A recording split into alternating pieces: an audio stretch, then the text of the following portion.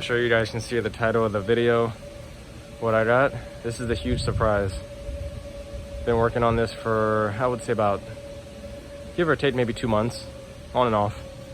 Me and my dad have been building this thing out. This is a 10 by 12 shed. So far we got the framing up. I'm actually waiting for the roofers to come out. And let me step back actually, so you guys can get a better look at this. This is the side view. So waiting for the roofers to come out. They'll be out here, I wanna say Tuesday for reference. Today is May 22nd. They'll be out here Tuesday, that's what, May 24th. So, and I'll shoot you guys an updated video on that.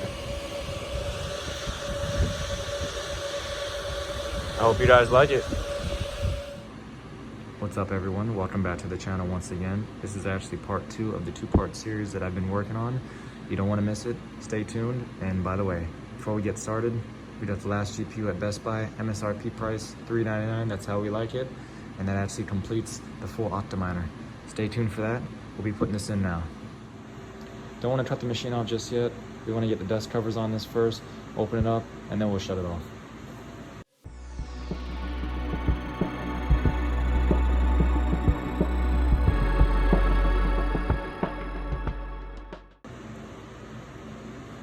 That's what it looks like. Let's get this thing in. I don't know if I got that on camera. You guys hear that? I don't know if you can hear it. I don't hear anything. And look at the screen right there. It's not even working. Oh my God, what? Oh, because I have it off. That's right. I'm kidding guys, bad joke. But let's get the last card in there.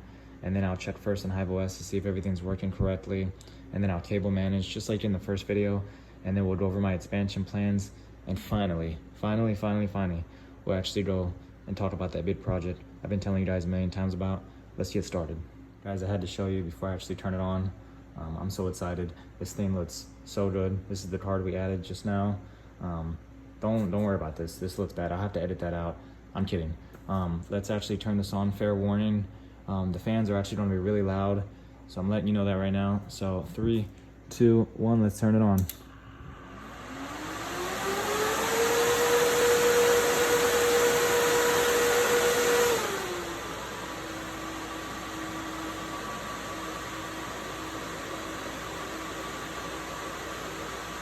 I think that's it. There we go. All right, let's go check in HiveOS and see what this thing is doing.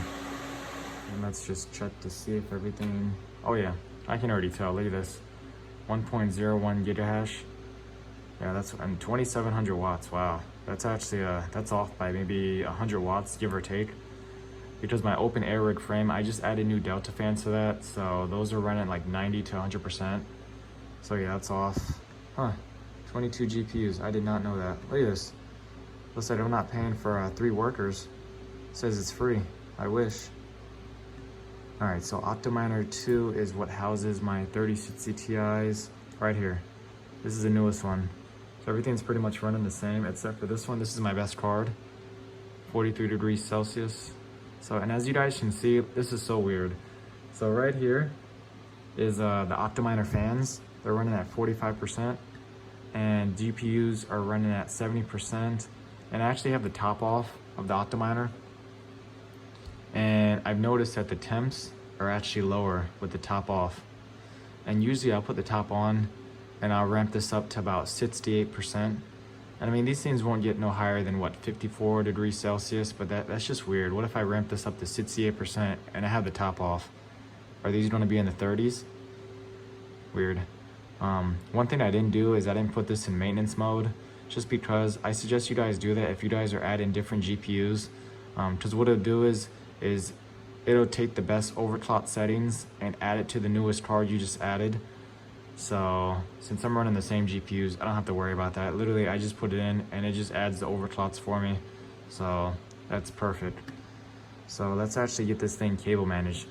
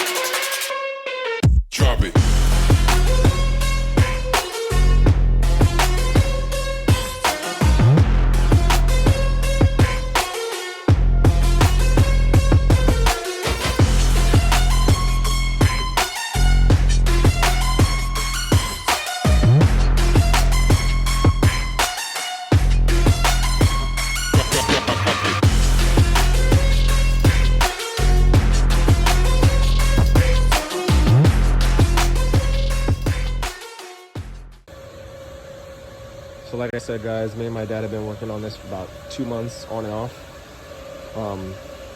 I tend to try to work with him on my days off. I have sometimes 2 or 3 days off during the week.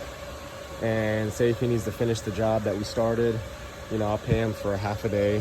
You know, my dad is retired. He's done construction all his life. So I figured, you know, this would give him some motivation to get out of the house, make some money. It's actually cheaper going this route. And it's just more like a proud moment, satisfaction of actually building this thing myself with my dad. I don't have any experience when it comes to this stuff, let alone the reason why I'm doing this is because, I mean, I'm actually taking a huge risk because, you know, with the crypto market being down, Ethereum going to proof of stake, I'm taking a bigger risk building out a shed, trying to house these machines and trying to actually expand. I actually want to get into ASIC mining, preferably Bitcoin. But ideally this shed was probably going to cost me, I mean, with all the parts and labor, probably about $5,000. So right now wood is extremely expensive. I actually talked to Tough Shed. They're a company that builds sheds, and it was, from what I wanted for a 10 by 12 with everything I wanted, it would have came out to about $5,900, and you know, with taxes that would have been about $6,500. So with this shed, it'll probably cost me probably no more than $5,000. So I save a little bit of money. As you guys can see right here, this is where we actually have the door. We have the door frame up. This is actually commercial grade door framing. So this is, if I'm not mistaken, I need to find out with my dad. I think this is steel. And we plan on putting a solid wood door. I mean, I'll see how it looks, to be honest. I mean, if I have to change that out, I will. But solid wood door is about 150 pounds. So if I do decide to put that door, nobody's breaking into this. Ideally, when I do expand, I actually want to add some, either here or actually on the house itself, some cameras, you know, just in case. So on this side, we have nothing. Probably later on down the road, I might add a window. I'm not exactly sure, but another idea I have, and you guys can, you know, give me some ideas in the comment section below, some suggestions. I'm open to anything. So what I want to do is I'm putting a 200 amp panel. I don't know if I want to put it right here in the front, you know, right by the door, just because I have this space over here, and this space probably won't be, I probably won't put anything right here. Not exactly sure, maybe here, or another idea, if I do decide to expand into ASIC mining, those miners do actually draw a lot of power. Maybe I'll do it to, there's a YouTuber out there, he goes by the name of Crypto Clutch. He actually has a huge shed, and he's got 4 200 amp panels, and maybe I can do like a 200 amp panel here and maybe one over here, and that'll give me a total of 400 amps. That's later on down the road. For now, I'm doing 200 amps. Or maybe another idea I could do to save on some space is I do it right here in the front, right by the door, and then I do it on this side as well, 200 amp panel. I'm not exactly sure, you know, I know everything has to be up to code, and there has to be a certain amount of space in between, and I'll figure that out later. Haven't decided yet, so talking to my electric company. Ideally, you know, we're going to run it from here because I do want the panels on this side of the shed, and we're actually going to run it in the ground. Literally have to dig a trench. I'm probably going to have to talk to my electrician. Maybe we can, me and my dad can do it ourselves just to save a couple bucks here and there. And this will go under the ground all the way to this pole right here. Sorry, it's kind of blurry. To that pole, and it'll be a separate meter from the house. They did say, however, I could have saved a little bit of money, but you know, I've got another kid on the way, so I would have 2 kids, and I don't want anything to be dangerous for them. If this decides to work out the way I want it to, they can put, I think they said a 16-foot pole, and then ideally, you know, they can run the wiring to there, and it would be free. And then obviously the wire would come down to the actual shed. I felt like maybe that would be too close to the house. You know, I wouldn't want anything to happen. I mean, we live in Florida, so we have to deal with a lot of hurricanes. I felt like it was probably just safer just to go underground and just run it to the shed. Costs more money. I mean, I got a quote for $900. It's not so bad. And what they just do is they just run the meter, and they run all the necessary infrastructure, and then the actual electrician has to actually run everything through the ground. If I'm not mistaken, I need to find out 100%, but I think the electrician has to do the actual trenching and run all the wires. So that's $900 plus the electrician. I'm already talking to somebody. Kind of have a little bit of a hookup, but nothing crazy. So I'm assuming my estimate for the electrician is probably going to be no more than maybe $1,200–1,300. I'm hoping a little less. We'll see what happens. I mean, that is a hefty penny right there, but I got to do it. Obviously, we're going to put all 30 amp breakers throughout. I might have a couple 120 volt outlets, just because, you know, I gotta see what happens with the fans, to be completely honest. But I think they run off 120 volts. So I have the 120s on this side. Maybe I have one or two, because I do need to, you know, if I need to do any maintenance or I need to work on a GPU, you know, I need to have like a little desk area. We'll see what happens. First, we'll get the roof up. Then we'll figure out, I'll probably do the front first, because it'll be cheaper, you know, for me to get those vents that I'm looking at getting in the front. I want to make everything even. I want to put a total of 2 here and 2 on that side, total of 4. So I'll probably do that, get those vents in, and then probably get the filtering. I'll probably get like those metal filters so I can just spray them out when I need to. I wouldn't want the shed to get filled with dust or dirt, especially during pollen season. Everything would just be yellow. And I'll do that side first, and I'll possibly do the other side, since I really don't have anything on the other side. And I'll get that wall up I'll get that wall up next.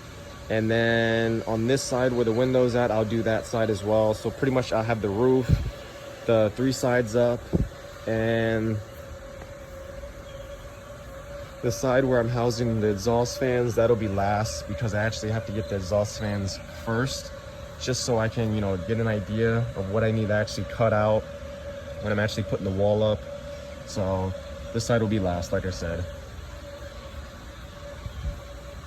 Probably going to keep it the same color as the house. My house is like a lighter gray color. We'll see what happens. I did want to actually get a metal roof. The reason I didn't go that route, obviously you can tell I have no trees. So the sun, I live in Florida, so the sun is literally just going to be barreling down on the roof. And I want to control some of that heat. When I did have the contractor come out here, he did say we made a mistake. He said, you know, for us to get the roof on, it was better to actually have the walls up first. Since we don't have the walls up, what he did say he can do is, they said they can actually put the roof on. They have to put the roof on braces or something like that. I don't know how that exactly works, but he said that's a secondary option. So that's what we'll do in the meantime. And then we'll figure out, you know, putting up the walls, and I guess we got to take the brace off, and I guess we'll see. The roofer is coming out today, so I'll have to talk to him about that. I don't have an estimate at the moment. This is more like a last minute type of thing. A friend of ours is helping us out, so they're just going to come take a couple hours just to get that up. And I think I told my dad, because I have to work today, if he can just lay the black paper and then, you know, possibly put some plastic, because at the top of the roof I actually want to put a ridge vent to exhaust some of that hot air. And then when we actually get this top part up, I actually want to put a vent up here and then a vent in the back. So I think that's pretty much it. I do want to get one of those industrial heavy duty Husky shelves that everyone has, and I want to actually put on this side. So I see everybody trying to build, you know, the hot and cold aisle. You know, obviously if I'm exhausting out here, that would be the hot aisle, and then in the front would be the cold aisle. But with my situation, I think it's just better. Maybe, you know, maybe I might have to close some parts, but I don't want to actually do like a actual, you know, build out of a box and stuff like that, because I have the exhaust fans here, I have the shelving right here, and then the optiminer's blowing out. That exhaust will blow all that hot air out. Plus I have intake coming in. I don't think I have to do that. Plus, you know, with just a small shed like this, I think I'll be fine. I have to play it by ear. Like I said, everything's pretty much a play by ear type of thing. So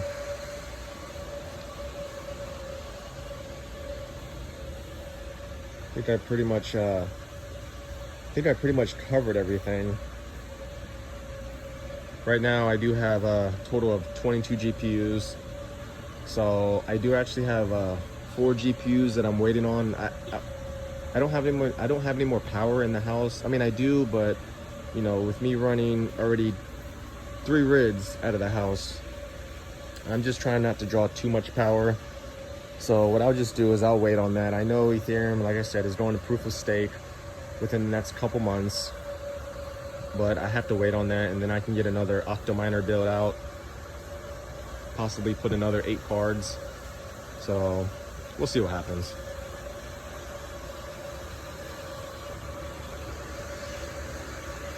The reason for me going this route is because, you know, I'm not hating on nobody. You know, I see a lot of these YouTubers, you know, with their mining rigs, you know, they're housing 120 GPUs or something crazy like that.